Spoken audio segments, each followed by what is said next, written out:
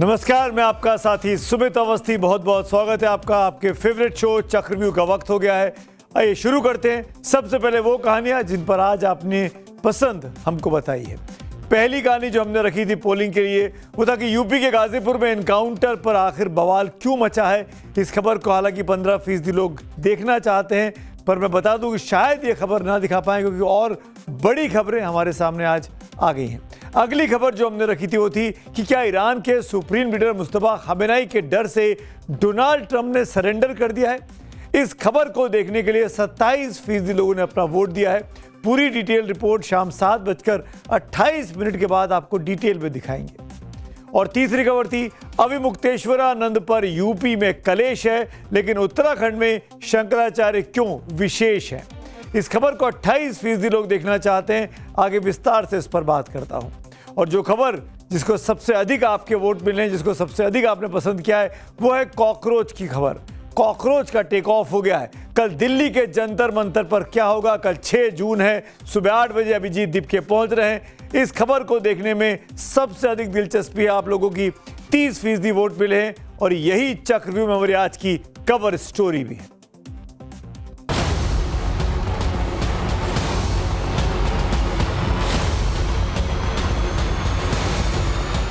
Don't come at the airport, come at the Parliament Street police station, जहां मैं खुद जाऊंगा। उसके बाद हम लोग परमिशन लेकर जंतर मंतर पर प्रोटेस्ट शुरू करेंगे हमारा एकदम शांतिपूर्ण तरीके से।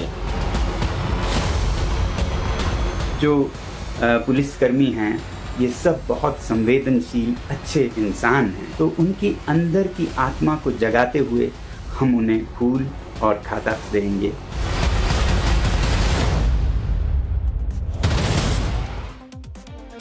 कॉकरोच का गदर है। कल देश की राजधानी दिल्ली में क्या होगा। कॉकरोच जनता पार्टी का जमीन पर डेब्यू हो पाएगा या नहीं हो पाएगा। ऐसे कई सवाल हैं जो आपके और हमारे जहन में इस वक्त घूम रहे हैं। 16 मई को सोशल मीडिया पर बनी कॉकरोच जनता पार्टी यानी सीजेपी के लिए कल यानी शनिवार का दिन अग्नि परीक्षा का दिन होने वाला है। इसमें कोई दो राय नहीं कि सोशल मीडिया पर कॉकरोच अपनी ताकत दिखा चुके हैं, लेकिन क्या जमीन पर उतरकर भी सीजेपी इतनी ही जोरदार लॉन्चिंग दिखा पाएगी। यह सब कल यानी 6 जून की सुबह पता चल जाएगा। कॉकरोच जनता पार्टी बनाने वाले अभिजीत दीपके ने उड़ान भर ली है। वो अमेरिका के बोस्टन से जहाज पकड़ चुके हैं और सब ठीक रहा तो कल सुबह करीब 8 बजे वो दिल्ली के अंतर्राष्ट्रीय हवाई अड्डे पर लैंड करेंगे। ऐसा खुद उन्होंने पोस्ट करके बताया है। दीपके लगातार सोशल मीडिया पर वीडियो अपलोड करके लोगों से प्रदर्शन में जुड़ने की अपील कर रहे हैं। धर्मेंद्र प्रधान का इस्तीफा मांग रहे हैं। प्रदर्शन कैसे होगा, कहां होगा, कितने बजे होगा, कौन कौन इसमें शामिल होगा, या शामिल हो भी पाएगा या नहीं हो पाएगा, ये सब आज हम आपको बताने वाले हैं। लेकिन अमेरिका से उड़ने से पहले अभिजीत ने अपने लास्ट अपलोडेड वीडियो में क्या अपील की है, पहले वो सुन लीजिए। We have to be very careful, we have to be very responsible. We are law abiding citizens और हमें कहीं से भी कोई भी लॉ के अगेंस्ट जाकर कोई काम नहीं करना है। ये लोगों को बस एक ही चांस चाहिए हमारी मूवमेंट को डिसमिस करने का, डिफेम करने का, जो हमें नहीं देना है। So again I would like to repeat, don't come at the airport, come at the Parliament Street police station, जहां मैं खुद जाऊंगा। उसके बाद हम लोग परमिशन लेकर जंतर मंतर पर प्रोटेस्ट शुरू करेंगे हमारा एकदम शांतिपूर्ण तरीके से। So yeah, looking forward to meet you all, or let's not create any kind of problem to anybody because this is our country and we have to ensure that we act responsibly and carefully. Abhijit Dipke ने अच्छा खासा लंबा video अपने social media पर अपने handle पर upload किया हुआ है। दीपके का कहना है कि वो एयरपोर्ट से सीधे देश की संसद के सामने बने संसद मार्ग पुलिस स्टेशन जाएंगे। उन्होंने अब समर्थकों से एयरपोर्ट की बजाय सीधे पार्लियामेंट स्ट्रीट थाने आने की अपील की है। पार्लियामेंट स्ट्रीट थाने से इजाजत लेने के बाद जंतर मंतर पर संविधान के मुताबिक शांतिपूर्ण प्रदर्शन करने का ऐलान किया गया है। अब से थोड़ी देर पहले कॉकरोच जनता पार्टी यानी सीजेपी ने अपने सोशल मीडिया हैंडल से एक पोस्टर भी जारी किया है। आइए आपको दिखाते हैं कि इस पोस्टर में क्या लिखा हुआ है। पहले हम वो पोस्टर देख लेते हैं। ये वो पोस्टर है जो आज अपलोड किया गया है सीजेपी की तरफ से। ऊपर लिखा हुआ है उनके हैंडल का नाम cockroachjantapparty.org। धर्मेंद्र प्रधान इस्तीफा दो, रिपोर्ट करें 9 बजे। जगह दी हुई है parliament Street police station Jantar Mantar और लाइव फाइनल नोटिस 6 जून। ये एक उनका आप कह सकते हैं हेडमास्ट है इस पूरे कैंपेन का। और क्या करें क्या ना करें ये भी अपने फॉलोअर्स को इस पोस्टर में बताया है। कैसे बढ़ेंगे जंतर मंतर की ओर, क्या करेंगे, एक तिरंगा और एक किताब अवश्य अपने साथ लेकर आएं, सब कुछ रिकॉर्ड करें, जो कुछ वहाँ चल रहा है फ़ोन चालू रखें, बाहर कैमरा चालू रखें, अपने किसी भी सोशल मीडिया अकाउंट से लाइव कीजिए। सीजेपी भी करेगी। सच का कोई प्रवक्ता नहीं है सिवाय आपके कैमरे के, यानी सब कुछ कैमरे पे होना चाहिए। जैसा कि हम लोग लगातार बोल रहे हैं कि क्या ये पूरा का पूरा ड्रामा कैंपेन कोई व्यूअरशिप के लिए तो नहीं है, फॉलोअर्स के लिए तो नहीं है। असामाजिक तत्वों की सूचना पुलिस को दें, ये भी वो कह रहे हैं कि जो तोड़फोड़ करने की कोशिश करे कानून अपने हाथ में ले, तुरंत पुलिस को बता दें, यानी हम शांतिपूर्ण तरीके से करेंगे।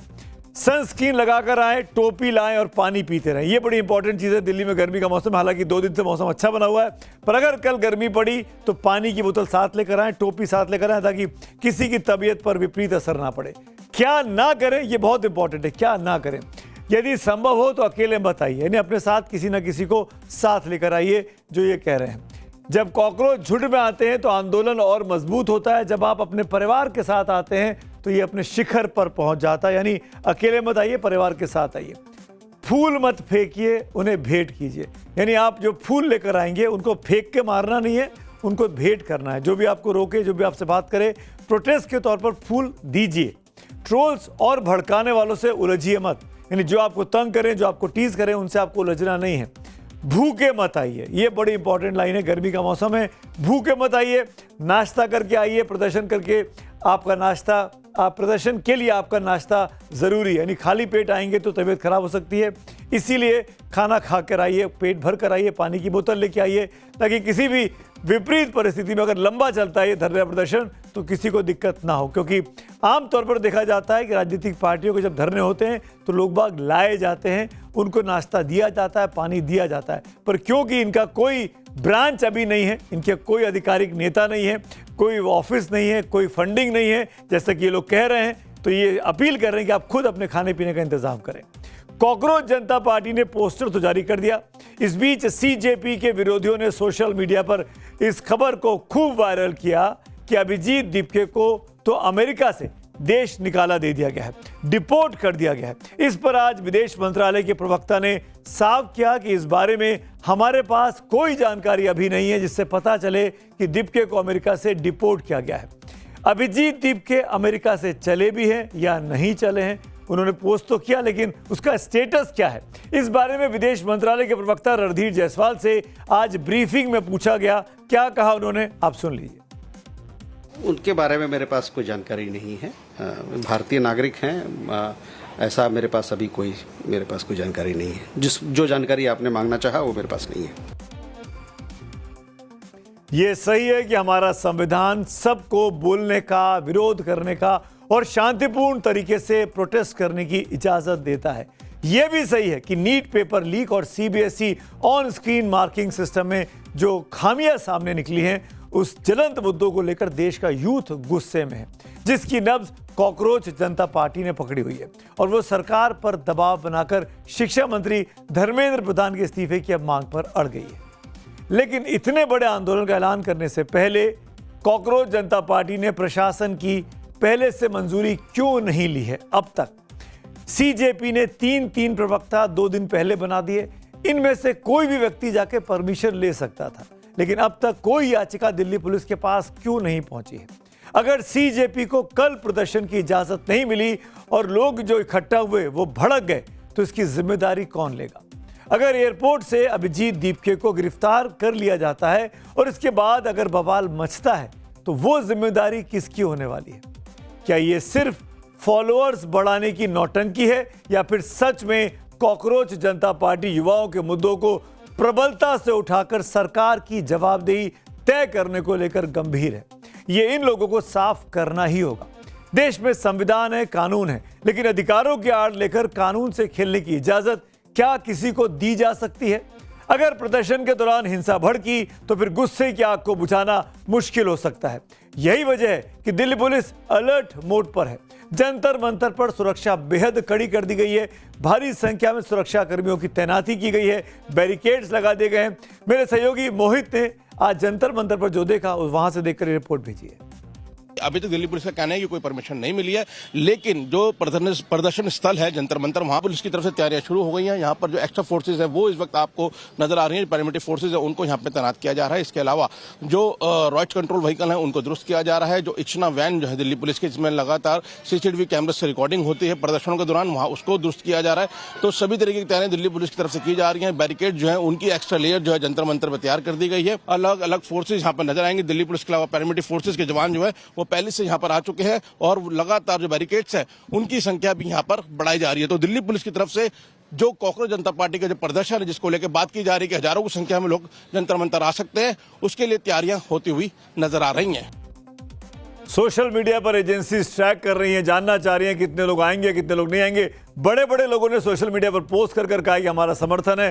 कुछ बड़े चेहरे, चर्चित चेहरे भी दिखाई दे सकते हैं, जैसा कि सीजेपी के हैंडल को देख के लग रहा है। लेकिन सूत्रों के मुताबिक पुलिस और पैरामिलिट्री फोर्स दोनों के मिलाकर करीब 1000 सुरक्षा कर्मियों को अलर्ट पर इस प्रदर्शन के लिए रखा गया है। एयरपोर्ट से लेकर नई दिल्ली पुलिस की कड़ी सुरक्षा रहेगी जब तक वो पहुंचेंगे पुलिस स्टेशन। दिल्ली पुलिस सूत्रों के मुताबिक अभी तक प्रोटेस्ट करने की कोई परमिशन नहीं ली गई है, अगर कोई और न ही पुलिस की तरफ से प्रदर्शन करने की किसी को इजाजत है। अगर कोई शख्स प्रोटेस्ट करने आएगा तो उसे हिरासत में ले लिया जाएगा। नई दिल्ली में आने वाले सभी रास्तों पर पुलिस की सुरक्षा रहेगी। चेकिंग के बाद ही नई दिल्ली में प्रवेश मिलेगा। गनीमत है कल शनिवार का दिन है, ज्यादातर ऑफिस, सरकारी दफ्तर बंद रहते हैं, इसीलिए बहुत बड़ा ट्रैफिक जाम हो फिलहाल संभावना कम दिखती है। वैसे भी सुबह 8 या 9 बजे की बात है। नई दिल्ली के सभी मेट्रो स्टेशनों पर भी पुलिस कड़ी नजर रख रही है। एक तरफ प्रदर्शनकारियों को रोकने के लिए दिल्ली पुलिस ने मजबूत सुरक्षा घेरा तैयार करने का दावा किया है, तो दूसरी तरफ कॉकरोच जनता पार्टी के समर्थक सोशल मीडिया पर शांतिपूर्ण प्रदर्शन के लिए मुहिम खड़ी करने में लगे हैं। उन्हीं में से एक है सोशल एक्टिविस्ट सोनम वांगचुक। सोनम वांगचुक ने जिनके ऊपर 3 इडियट्स बनी, आमिर खान का जो रोल प्ले किया आमिर खान ने, वो सोनम वांगचुक का रोल था। उन्होंने एक वीडियो जारी करके प्रदर्शनकारियों से अपील की कि वो प्यार और शांति के प्रतीक के रूप में फूल लेकर प्रदर्शन में शामिल हो और जरूर वहां पर पहुंचे। दोस्तों, लद्दाख में जब किसी को प्रेम का, शांति का संदेश देना होता है तो इस कथक को प्रस्तुत करते हैं। ठीक वैसे ही जैसे भारत के अन्य हिस्सों में हम फूल देते हैं, फूलों का हार देते हैं। अब क्योंकि लद्दाख में फूल ज्यादा उगते नहीं हैं तो इसलिए इस कथक का इस्तेमाल करते हैं। अब मैं ये क्यों आपको बता रहा हूं, क्योंकि 6 जून को यही होने वाले हैं हमारे सबसे बड़े हथियार। मैं लद्दाख से कथक लाऊंगा, आप अपने घरों से लाइएगा बहुत सारे फूल, और जिनके पास ना हो उन्हें भी दीजिएगा। अब कल सुबह प्रदर्शन होगा या नहीं होगा, इजाजत पुलिस देगी या नहीं देगी, ये अभी से कहना बेहद मुश्किल है, क्योंकि किसी को नहीं पता कि कल सुबह क्या क्या हो सकता है। और अगर इजाजत नहीं मिली तो बवाल भी क्या हो सकता है। लेकिन यहाँ ये जानना भी जरूरी है कि जंतर मंतर, जो कि दिल्ली के संसद भवन से लगा हुआ बिल्कुल करीब 1 किलोमीटर की दूरी पर यह स्थित है, इस पे ये डेजिग्नेटेड प्रोटेस्ट साइट है, ये जरूर बात है, लेकिन इसके लिए इजाजत लेनी पड़ती है। हर कोई व्यक्ति जाकर जंतर मंतर पर प्रदर्शन बगैर बताए नहीं कर सकता है। यहाँ पर प्रोटेस्ट करने के कुछ नियम पहले से तय हैं, जैसे कम से कम 7 दिन पहले प्रदर्शन की इजाजत के लिए आवेदन देना होता है। यानी इस हिसाब से अगर तो कॉकरोच जनता पार्टी को प्रदर्शन की इजाजत कतई नहीं मिल सकती, क्योंकि अभी तक इजाजत मांगी ही नहीं गई है। प्रदर्शन की इजाजत लेने वाले को यह बताना होता है कि इसमें कितने लोग उसके साथ शामिल होंगे, वो भी अभी तय नहीं है, वो संख्या भी सामने नहीं आई है। जंतर मंतर में सिर्फ 1000 लोगों के प्रदर्शन की ही अधिकतम अनुमति है। इससे ज्यादा अगर प्रदर्शनकारी होते हैं तो उनको रामलीला मैदान पर शिफ्ट कर देते हैं, जहां पर 50,000 तक की क्षमता के लोग बैठकर प्रदर्शन कर सकते हैं, पर अब वहां की इजाजत मांगी ही नहीं गई है। लाउड स्पीकर की अनुमति अलग से लेना जरूरी होता है। डीसीपी की विशेष अनुमति के बिना प्रदर्शनकारी लाउड स्पीकर का इस्तेमाल नहीं कर सकते हैं। विरोध प्रदर्शन में नॉइज पोल्यूशन रूल्स का पालन करना जरूरी होता है। यह भी बताना होता है कि क्या क्या लॉजिस्टिक्स इस्तेमाल किया जाएगा और कितनी देर के लिए किया जाएगा। प्रदर्शन स्थल पर किसी भी तरह का टेंट, शामियाना लगाने की अनुमति नहीं दी जाती है। प्रदर्शन के दौरान कोई भी ऐसा भड़काऊ भाषण या भाषा इस्तेमाल नहीं की जा सकती जिससे कानून व्यवस्था बिगड़े या समाज में तनाव फैले। ये नियम कायदे हैं, तभी इजाजत मिलती है। प्रदर्शन की इजाजत लेने के लिए आवेदन नई दिल्ली के डीसीपी ऑफिस में जमा किया जाता है, लेकिन ये पूरी तरह पुलिस के विवेक पर और सुरक्षा व्यवस्था पर निर्भर करता है कि वो इसकी इजाज़त दे या ना दे। दिल्ली पुलिस सुरक्षा व्यवस्था और ट्रैफिक और सुप्रीम कोर्ट के नियमों का आधार बनाकर अनुमति देने से इनकार तक कर सकती है। पुलिस इजाजत नहीं देती है, पर पुलिस को इत्ला किया जाता है कि हम इस कारण यहाँ हमारे प्रदर्शन कर रहे हैं। और जब पुलिस ने ही खुद कोई जगह डेजिग्नेट किया है कि यहाँ आप प्रदर्शन कर सकते हो, तो उनकी कोई अनुमति का सवाल तो आता नहीं है। जो परमिशन की बात है उसके लिए एक प्रोसीजर बना हुआ है, एक तरीका है दिल्ली पुलिस के अंदर कि किस तरह ऑब्टेन की जाए, किस तरह आप एप्लीकेशन मूव करेंगे। जरूरत पड़ती है तो उसके लिए स्पेशल ब्रांच से क्लियरेंस कराई जाती है, जांच कराई जाती है, आईबी की मदद ली जाती है। लोकल जो पार्लियामेंट थाना है वहाँ के एसएचओ, एसीपी, डीसीपी तमाम मीटिंग्स करते हैं, जो ऑर्गेनाइजर्स हैं उनके साथ में उनके विषय को सुनते हैं। आज इस मौके पर मैं देश के युवाओं से एक अपील करना चाहता हूं। ये देश आपका है, ये तिरंगा, ये संविधान और इस देश की मिट्टी आपकी अपनी है। इतिहास गवाह है कि जब जब इस देश ने करवट बदली है उसकी अगुवाई तरुणाई ने ही की है। आज भी देश के कल की जिम्मेदारी आपके मजबूत कंधों पर ही टिकी है। इस समय मुझे कवि प्रदीप साहब का लिखा और मोहम्मद रफ़ी साहब का वो गाना, मशहूर गाना याद आ रहा है, जिसको शायद आप भी आज याद करना चाहेंगे। हम लाए हैं तूफान से कश्ती निकाल के, इस देश को रखना मेरे बच्चों संभाल के। तुम ही भविष्य हो मेरे भारत विशाल के, इस देश को रखना मेरे बच्चों संभाल के। जब देश के सियासी गलियारों में हलचल मची हो, जंतर मंतर पर बैरिकेड्स लग गए हों और 22 करोड़ युवा वोटर्स के दम पर देश की राजनीति नई करवट लेने की कोशिश कर रही हो, तब ये पंक्तियां सीधे हमारे युवाओं को उनकी जिम्मेदारी की याद भी दिलाती हैं। इसे आप सबको जरूर याद रखना है। और अब बात करते हैं आज की अगली कहानी की। वेलकम। अपने देश के सबसे अधिक सुर्खियों में रहने वाले शंकराचार्य को ससम्मान इस बार बुलावा मिला है। अगले साल यानी 2027 में हरिद्वार में होने जा रहे कुंभ मेले में शंकराचार्य अविमुक्तेश्वरानंद के भव्य स्वागत की तैयारी वहां की सरकार अब कर रही है। याद है ना, इसी साल प्रयागराज में माघ मेला लगा था और मौनी अमावस्या के दिन ज्योतिर्मठ पीठ के शंकराचार्य स्वामी अविमुक्तेश्वरानंद के स्नान को लेकर बहुत बड़ा विवाद खड़ा हो गया था। पालकी पर सवार होकर स्नान के लिए संगम तक जाने की हट पर प्रयागराज प्रशासन के साथ लंबी तनातनी शंकराचार्य जी की हुई थी। यहां तक कि उस वक्त काल नेमी जैसी शब्द का भी राजनीतिक बहस का वो हिस्सा बन गए थे। लेकिन अब तस्वीर बदलती हुई दिखाई दे रही है। हरिद्वार में 2027 के कुंभ की तैयारियां शुरू हो चुकी हैं और आज खबर आई है कि उत्तराखंड के मुख्यमंत्री पुष्कर सिंह धामी ने उसी स्वामी अविमुक्तेश्वरानंद को विशेष निमंत्रण भेजा है। अब दोनों प्रदेश में बीजेपी के ही मुख्यमंत्री, लेकिन शंकराचार्य एक ही हैं और इस प्रदेश में उन पर एक प्रदेश में कलेश हो रहा है, वहीं दूसरे प्रदेश में विशेष सम्मान की तैयारी। ये कैसे है? प्रयागराज का स्नान अधूरा, क्या अब हरिद्वार में होगा पूरा? एक निमंत्रण पत्र और उसके भीतर छिपा एक बड़ा राजनीतिक संदेश। ज्योतिर्मठ के शंकराचार्य स्वामी अविमुक्तेश्वरानंद। शुभेंदु अधिकारी, तुमने जो ये निर्णय लिया है, एक तरफ गाय को माता भी कहते हैं और एक तरफ उसको कहते हैं। वही अविमुक्तेश्वरानंद जो फिलहाल यूपी में घूम घूम कर विधानसभा क्षेत्रों में गौ रक्षा के नाम पर वोट मांग रहे हैं। हम गौ माता की रक्षा के लिए वोट देंगे। वही अविमुक्तेश्वरानंद जो प्रयागराज महाकुंभ से माघ मेला तक लगातार सुर्खियों में रहे। वही अविमुक्तेश्वरानंद जिन्होंने व्यवस्थाओं पर सवाल उठाए। जाने का उन कौन सी सत्ताएं आई, लेकिन किसी ने भी ये हिम्मत नहीं की थी कि वो किसी शंकराचार्य से पूछे कि तुम प्रमाणित करो कि तुम शंकराचार्य हो। वही अविमुक्तेश्वरानंद जिनके बयानों से राजनीतिक हलकों में बेचैनी दिखाई दी। वही अविमुक्तेश्वरानंद जिनके नाम पर यूपी में महीनों तक बहस चलती रही। आज शंकराचार्य जी के सामने भी संकट पैदा कर दिया सरकार ने। सोचिए, शंकराचार्य के साथ अन्याय हो रहा है। वही अविमुक्तेश्वरानंद, जिनकी भगवाधारी मुख्यमंत्री योगी आदित्यनाथ से ठन गई। ऐसे तमाम कालनेमी होंगे जो धर्म की आड़ में सनातन धर्म को कमजोर करने की साजिश रच रहे होंगे। लेकिन प्रयागराज महाकुंभ से हरिद्वार कुंभ तक अब तस्वीर बदल गई है। शंकराचार्य स्वामी अविमुक्तेश्वरानंद को उत्तराखंड के मुख्यमंत्री पुष्कर सिंह धामी ने निमंत्रण भेजा है।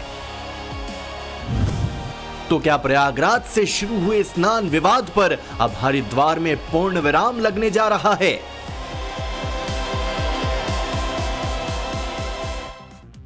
उत्तराखंड के मुख्यमंत्री पुष्कर सिंह धामी ने ज्योतिर्मठ पीठ के शंकराचार्य स्वामी अविमुक्तेश्वरानंद सरस्वती को हरिद्वार कुंभ में आमंत्रित करने के लिए एक पत्र लिखा है। सामान्य तौर पर यह एक प्रशासनिक और औपचारिक प्रक्रिया मानी जा सकती है, क्योंकि धामी उत्तराखंड के मुख्यमंत्री हैं और स्वामी अविमुक्तेश्वरानंद जिस ज्योतिर्मठ के शंकराचार्य हैं वो पीठ उत्तराखंड से ही सनातन का प्रतिनिधित्व करती है। लेकिन धामी के इस पत्र की भाषा ने इसे चर्चा का विषय बना दिया है। इस निमंत्रण पत्र में मुख्यमंत्री ने शंकराचार्य को परम पूज्यवर लिखकर संबोधित किया है। इतने ही नहीं, धामी साहब ने यह भी लिखा है कि शंकराचार्य के श्री चरणों में कोटिश प्रणाम। इन शब्दों को सुनकर कुछ याद आया आपको? याद कीजिए, जब प्रयागराज माघ मेला में शंकराचार्य का पालकी के साथ स्नान पर विवाद हो गया था, उस वक्त यूपी के डिप्टी सीएम केशव प्रसाद मौर्य के शब्द भी कुछ ऐसे ही निकले थे। भगवान जगतगुरु शंकराचार्य हैं, अगर वो कहीं भी जा रहे हैं, आ रहे हैं, तो जो भक्त होंगे उनका स्वागत करेंगे। हम भी एक राम भक्त के नाते, एक शिव भक्त के नाते, एक कृष्ण भक्त के नाते, एक सनातन संस्कृति के पोषक होने के नाते हम भी स्वागत करते हैं, हम भी अभिनंदन करते हैं। माघ मेले के वक्त सीधे टकराव देखा गया था यूपी की सरकार के साथ और शंकराचार्य के साथ। एक तरफ स्वामी अविमुक्तेश्वरानंद थे, तो सामने खुद मुख्यमंत्री थे योगी आदित्यनाथ। आपको बता दूं, इस बार सीएम धामी ने यह निमंत्रण बतौर मुख्यमंत्री सभी शंकराचार्यों, सभी अखाड़ों, पूरे संत समाज को भेजा है। लेकिन शंकराचार्य अविमुक्तेश्वरानंद को भेजे गए बुलावे को सियासी चश्मे से भी देखा जा रहा है। वजह, उत्तर प्रदेश में बीजेपी सत्ता में है और उत्तराखंड में भी बीजेपी की ही सरकार है। दोनों ही जगह, भूलिए मत, अगले साल फरवरी मार्च में एक साथ विधानसभा चुनाव भी होने हैं। लेकिन शंकराचार्य अविमुक्तेश्वरानंद को लेकर दोनों राज्यों में अलग अलग तस्वीरें दिखाई दे रही हैं। यूपी में शंकराचार्य की पदवी पर ही सवाल उठाए गए थे, वहीं उत्तराखंड में उन्हें ज्योतिर्मठ के शंकराचार्य के नाम से संबोधित किया गया है। यानी प्रयागराज में जिस शंकराचार्य को लेकर विवाद हुआ, हरिद्वार में उसी शंकराचार्य के स्वागत के लिए लाल कालीन बिछाने की तैयारी है। अब गौर करने वाली बात यह होगी, हरिद्वार में क्या अविमुक्तेश्वरानंद को पालकी के साथ गंगा के तट तक जाने की परमिशन मिलेगी स्नान के लिए या नहीं मिलेगी? क्योंकि प्रयागराज में उनकी पालकी के चलते ही विवाद की शुरुआत हुई थी। पुलिस पर बटुकों को पीटने के आरोप लगे थे, जिसके बाद यूपी की सियासत में ब्राह्मणों की नाराजगी भी खुलकर सामने आ गई थी। विवाद उस वक्त इतना बड़ा था कि मुख्यमंत्री योगी आदित्यनाथ ने भी शंकराचार्य को लेकर विधानसभा में बयान दिया था। हर व्यक्ति शंकराचार्य नहीं लिख सकता। हर व्यक्ति हर पीठ के आचार्य के रूप में जाकर के जहां तहां वातावरण खराब नहीं कर सकता। उन मर्यादाओं का पालन सबको करना होगा। और अगर वो शंकराचार्य थे तो क्यों आप लोगों ने लाठीचार्ज किया था वाराणसी में? क्यों एफआईआर लॉन्च किया था? आप नैतिकता की बात करते हैं। एक तरफ बीजेपी के मुख्यमंत्री योगी आदित्यनाथ हैं जो शंकराचार्य का नाम लेकर आरोप लगाते हैं, और दूसरी तरफ बीजेपी के ही एक और मुख्यमंत्री धामी हैं, उन्हें ससम्मान बुलाते हैं। तो वहीं खुद शंकराचार्य गाय को लेकर पश्चिम बंगाल में बीजेपी के एक और मुख्यमंत्री शुभेंदु अधिकारी को खरी खोटी सुनाने में लगे हैं। 14 साल तक मांझी मांझी और 14 साल के बाद सब्जी भाजी, ये कोई आस्था होती है? आपकी मां बूढ़ी हो जाएगी तो आप कहेंगे कि अब काटा जा सकता है इसको? खबरदार शुभेंदु अधिकारी, तुमने जो ये निर्णय लिया है, एक तरफ गाय को माता भी कहते हो और एक तरफ उसको कहते हो कि 14 साल के बाद काट सकते हो। या तो माता मत कहो, पुरानी सरकारों ने माता नहीं कहा था, पशु कहा था। तुम भी कहो कि हम गाय को पशु मानते हैं, उसके बाद तुम्हारा दोष जो है थोड़ा कम हो जाएगा। शंकराचार्य अभी यूपी में गौरक्षार्थ धर्मयुद्ध यात्रा कर रहे हैं। गाय की रक्षा के लिए शंकराचार्य ने इस यात्रा की शुरुआत 3 मई को गोरखपुर से की थी। गोरखपुर मुख्यमंत्री का चुनाव क्षेत्र है। शंकराचार्य की यात्रा 81 दिनों तक चलनी है। 24 जुलाई को इसका समापन होना है। शंकराचार्य के मुताबिक उनकी इस यात्रा का उद्देश्य गाय को राष्ट्र माता का दर्जा दिलाना और देश में गौ हत्या पर पूर्ण प्रतिबंध लगाना है। उनकी यात्रा को सियासत और यूपी के आगामी चुनाव से भी जोड़कर देखा जा रहा है। शंकराचार्य के करीबियों का दावा है कि इस यात्रा के जरिए यूपी की सभी 403 सीटों तक उन्होंने पहुंचने का लक्ष्य रखा है।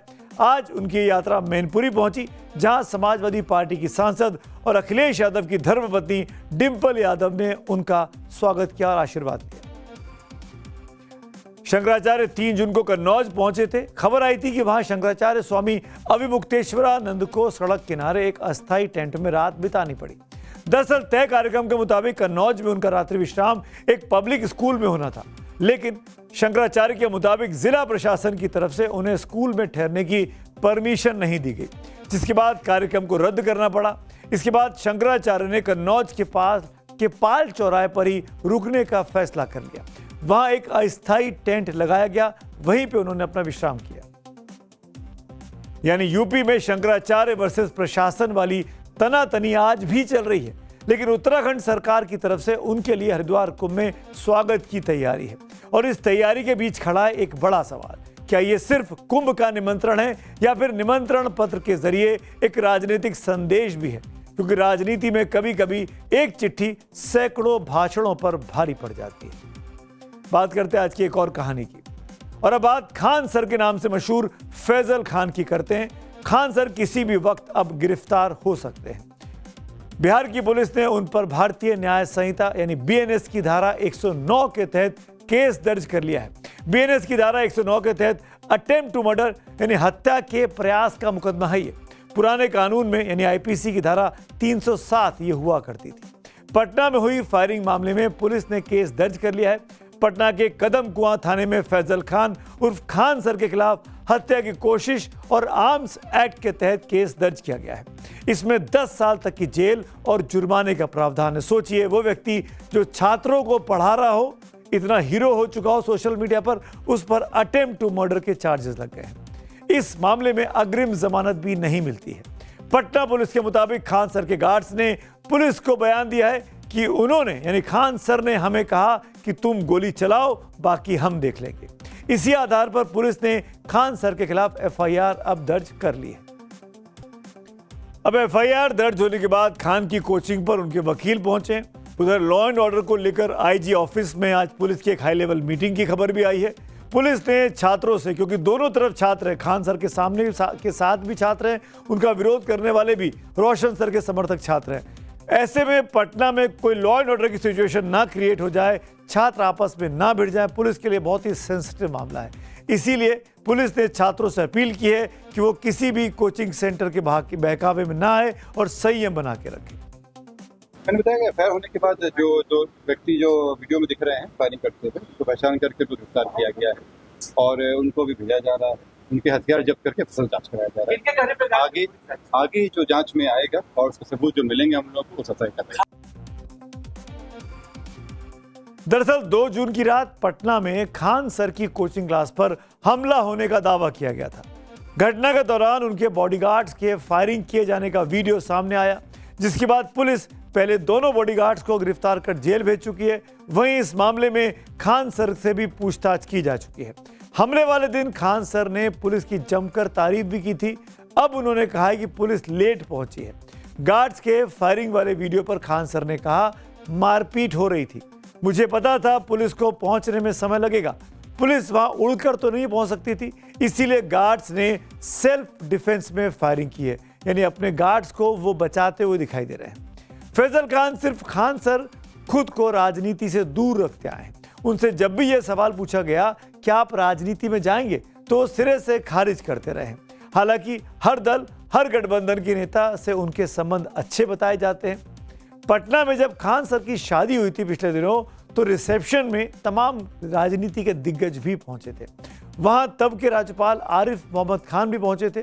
तो वही मुख्यमंत्री सम्राट चौधरी, जो अभी मुख्यमंत्री हैं, वो उस वक्त विपक्ष में थे, वो पहुंचे थे और नेता प्रतिपक्ष तेजस्वी यादव भी हाजिर हुए थे। वैसे खान सर उन मुद्दों पर बेहद मुखर रहते हैं जो छात्रों के भविष्य और हित से जुड़े रहते हैं। हाल ही में नीट पेपर लीक पर विवाद मचा था तो पटना में हजारों छात्रों के बीच खान सर ने सिस्टम पर एक बड़ा सा प्रश्नवाचक चिन्ह लगा दिया था। फैजल खान सोशल मीडिया पर, इंटरनेट पर, यूट्यूब पर बहुत पॉपुलर खान सर के नाम से फेमस हैं। बहुत से सब्जेक्ट पढ़ाते हैं, जनरल स्टडीज़ को पढ़ाते हैं, करंट अफेयर्स को पढ़ाते हैं और बड़ी अच्छी पकड़ है युवाओं के बीच में इनकी, कम से कम सोशल मीडिया पर। वहीं एक और सर है रोशन सर। दोनों के बीच कंपटीशन है, व्यापार भी है, छात्र हैं, फीस है, मोटी फीस ले जाने की बात एक दूसरे पर लगाते हैं। फीस को लेकर विवाद शुरू हुआ दो कोचिंग सेंटर के बीच में। उसमें आपस में टेंशन इतना बढ़ गया कि इस वक्त पटना में खान सर जैसे पॉपुलर नेता को गिरफ्तारी की तैयारी चल रही है। इस बात को ध्यान में रखिए, खान सर लगातार सरकार पर भी सवाल उठाते रहे, जैसा कि अभी हमने देखा। अतीत में जाएंगे तो और भी ऐसे मुद्दे दिखते हैं जहां खान सर ने बार बार मोदी सरकार से, उस वक्त की नीतीश कुमार सरकार से युवाओं के समर्थन में सवाल पूछे हैं। अब चीज़ें बदल चुकी हैं, वहां पटना में बीजेपी की सरकार बन गई है। तेजस्वी यादव चुनाव नहीं जीत पाए हैं, पार्टी की क्या स्थिति है ये किसी से छुपी नहीं है। इसीलिए चीज़ें, परिदृश्य बदलता हुआ बहुत तेज़ी से कोचिंग सेंटर की आपसी लड़ाई में अब दिखाई दे रहा है। बात करते हैं अगली स्टोरी की। बात दुनिया के सबसे बड़े यूटर्न की, जिसने व्हाइट हाउस से लेकर तेहरान तक भूचाल ला दिया है। वहां डोनाल्ड ट्रंप, जो कल तक ईरान को नक्शे से मिटाने की धमकी देते थे, जो कहते थे कि ईरान को घुटनों पर ला दूंगा, पाषाण युग में पहुंचा दूंगा, आज उसी सुपर पावर अमेरिका के बॉस ईरान के सामने सॉफ्ट पड़ गए हैं। व्हाइट हाउस से जो खबर आई है उसने पूरी दुनिया को चौंका दिया है। ट्रंप ने ऐलान किया कि वो ईरान के सुप्रीम लीडर मुस्तफा खामेनेई से मिलने के लिए तैयार हैं।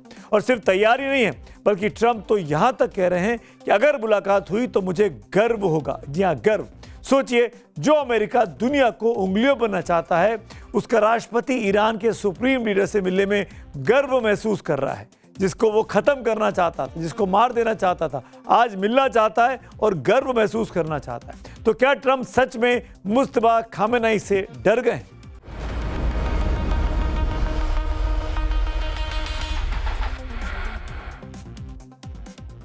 पूरी दुनिया इस वक्त सुलग रही है। पश्चिम एशिया बारूद के ढेर पर बैठा है। लेबनान से लेकर गाजा तक इजराइल बम बरसा रहा है। लेकिन इस महायुद्ध के बीच वॉशिंगटन से एक ऐसा बयान आया है जिसने सबका दिमाग चकरा दिया है। अमेरिकी राष्ट्रपति डोनाल्ड ट्रंप, जो अपनी एग्रेसिव पॉलिसी के लिए जाने गए, उन्होंने ईरान के नए सुप्रीम लीडर मुस्तफा खामेनेई के सामने बातचीत की अब टेबल सजा दी है। जैसा मेरे मन में सवाल उठ रहा है, आपके मन में भी सवाल उठ रहा होगा, आखिर ट्रंप के सुर इतने ढीले क्यों पड़ गए? कहां गई वो हेकड़ी, कहां गई वो धौंस? जियोपॉलिटिकल एक्सपर्ट्स दावा कर रहे हैं कि ट्रंप को ईरान के नए सुप्रीम लीडर मुस्तफा खामेनेई की ताकत का अब एहसास हो चुका है। ट्रंप ने खुद कबूल किया कि उनकी सरकार ने ईरान से एनरिच यूरेनियम छीनने के लिए अमेरिकी सेना भेजने का प्लान बनाया था। ट्रंप ईरान पर मिलिट्री ऑपरेशन करना चाहते थे, लेकिन ऐन वक्त पर अमेरिका के पैर पीछे खींच गए। अब ट्रंप खुद कह रहे हैं कि ऑपरेशन बेहद खतरनाक था और इसमें अमेरिकी सैनिकों की जान जा सकती थी। बात सिर्फ बयानों की नहीं है। जो लोग समझ रहे थे कि ईरान सिर्फ खोखली धमकियां देता है, वो जरा ओमान की खाड़ी से आई इन तस्वीरों को ध्यान से देखें। रॉयटर्स के हवाले से बहुत बड़ी खबर आई है। ओमान के प्रमुख मीना अल फहल ऑयल टर्मिनल पर ड्रोन हमला हुआ है। धमाका इतना जोरदार था कि ओमान को कच्चे तेल की लोडिंग अस्थायी रूप से रोकनी पड़ी है। इससे 2 दिन पहले कुवैत इंटरनेशनल एयरपोर्ट पर ड्रोन हमला हुआ था। एयरपोर्ट के टर्मिनल 1 को बहुत बड़ा नुकसान पहुंचा। इस हमले में एक भारतीय नागरिक की मौत भी हुई थी, जबकि 63 लोग घायल हुए थे। अब कड़ियों को जोड़कर देखिए, एक तरफ ओमान में तेल के कुओं के पास ड्रोन धमाके हो रहे हैं, कुवैत की एयरपोर्ट पर हमले हो रहे हैं, समुद्र में जहाजों पर अटैक चल ही रहे हैं, और दूसरी तरफ व्हाइट हाउस में बैठे ट्रंप को समझ आ गया कि अगर ईरान से सीधी टक्कर ली तो पूरी दुनिया की अर्थव्यवस्था तबाह हो जाएगी और अमेरिका उसके लिए जिम्मेदार माना जाएगा। तेल की सप्लाई रुक जाएगी और अमेरिका तबाही के दलदल में धंसता जाएगा। शायद यही वजह है कि ईरान के विदेश मंत्री अब्बास अराक्ची ने सीधे शब्दों में अमेरिका को उसकी हैसियत याद दिलाई। इधर इजराइल लेबनान के बीच अमेरिका के सीज फायर के दावों के बावजूद दक्षिणी लेबनान में तनाव कम नहीं हुआ है। कई इलाकों में ड्रोन और हवाई हमलों की खबरें आई हैं, जिसमें इजरायली सेना और हिजबुल्लाह दोनों की ओर से जवाबी कार्रवाई का दावा किया जा रहा है। इजरायली मीडिया आउटलेट वाईनेट की रिपोर्ट के मुताबिक प्रधानमंत्री बेंजामिन नेतन्याहू ने कहा है कि अमेरिका की मध्यस्थता वाले लेबनान सीज फायर को अभी इजरायल सरकार की मंजूरी नहीं मिली है, लेकिन असली मिर्ची लगी है इजरायल के कट्टरपंथी राष्ट्रीय सुरक्षा मंत्री इतमार बेन गवीर को। बेन गवीर ने लेबनान के साथ ही सीज फायर के मुद्दे पर सीधे ट्रंप को चुनौती दी है। सीधे सीधे टक्कर दिखाई दे रही है। इस बीच में आपस में तनाव दिखाई दे रहा है अमेरिका और इजरायल के बीच भी, जो एक दूसरे को बहुत अच्छा दोस्त कहते हैं। इस बीच न्यूयॉर्क पोस्ट के पॉडफोर्स 1 पॉडकास्ट से जो खबर आई है उसने सीज फायर के पीछे की सबसे बड़ी गंदी लड़ाई को बेनकाब कर दिया है। डोनाल्ड ट्रंप ने खुद कैमरे पर कबूल किया कि उन्होंने फोन पर बेंजामिन नेतन्याहू को इफिंग क्रेजी यानी मानसिक रोगी तक कह दिया था। लेबनान में इसी भयानक खींचतान के बीच आम जनता पिस रही है। लेबनान की नेशनल न्यूज एजेंसी के मुताबिक दक्षिण लेबनान के शहर टायर में जाबल अमल अस्पताल के पास हुए इजरायली हमलों में कम से कम 12 लोग घायल हुए हैं। रिपोर्ट के मुताबिक इजरायली लड़ाकू विमानों ने 14 मिसाइलें दागी, जिनमें एक बैंक की इमारत भी पूरी तरह तबाह हो गई। हमले अस्पताल के आसपास के इलाके में हुए, जहां कुछ दिन पहले ही इजरायली स्ट्राइक में 4 लोगों की मौत हुई थी। अब बात उस बड़े सवाल की कि आखिर ट्रंप मुस्तफा खामेनेई से डील करने के लिए इतने बेचैन, इतने बेताब क्यों हैं? तो इसकी 3 बड़ी वजह है। ध्यान से सुनिए।